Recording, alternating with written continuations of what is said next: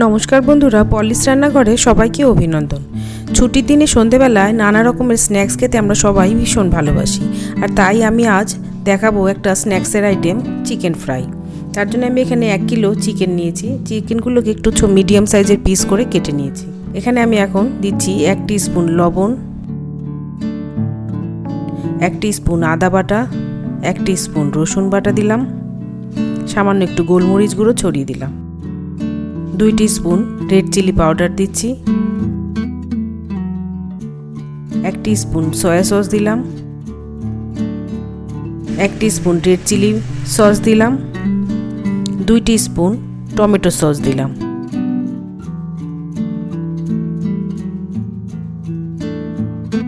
3 table spoon ময়দা আমি এতে দিচ্ছি,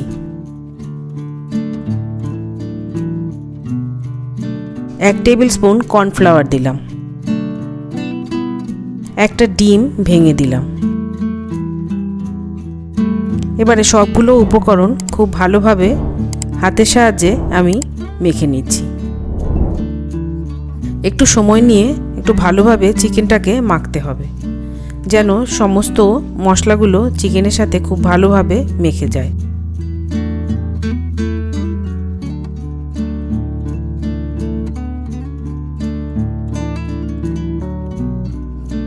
এভাবে মেখে আমি 1 ঘন্টার জন্য ঢাকা দিয়ে রেখে দেব।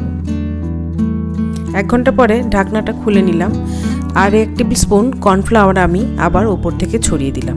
এবারে আবার আরেকবার করে একটু ভালো করে মেখে নিচ্ছি। এমনভাবে ব্যাটারটা মাখতে হবে যেন খুব মোটা না হয়, খুব পাতলা না হয়। অনেকটা প্যানে তেল দিয়ে নিয়েছি, তেলটা গরম হয়ে গেছে। এবারে আমি চিকেনগুলোকে আস্তে আস্তে ছাড়ছি।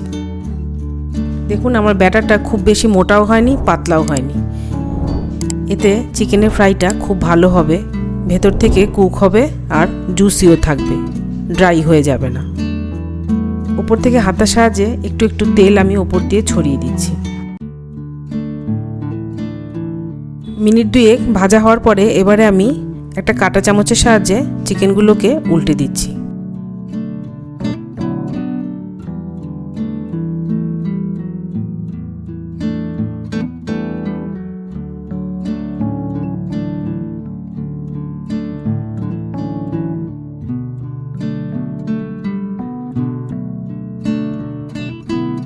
এভাবে 2-1 বার উল্টে পাল্টে আমি চিকেনটাকে একটু বাদামি করে ভেজে নেব। গ্যাসের ফ্লেমটা এই সময় আমি মিডিয়ামে রেখেই পুরো ফ্রাইটা করেছি। এভাবে ফ্রাই করলে চিকেনটা ভেতর থেকে খুব জুসিও হবে, খুব সফট হয়ে যাবে, খেতে ভীষণ ভালো লাগবে। ছোটোখাটো গেট টুগেদারে বা ছুটির দিনে আপনারা এরকম একবার ফ্রাই করে দেখবেন, খুব অপূর্ব হয় খেতে।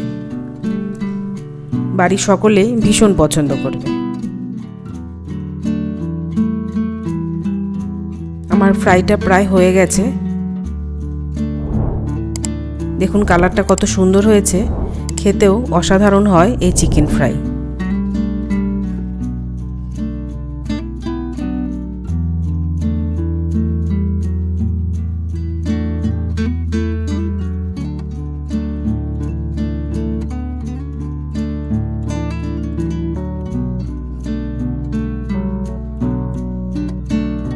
এবারে আমি ফ্রাইগুলো তুলে নিচ্ছি।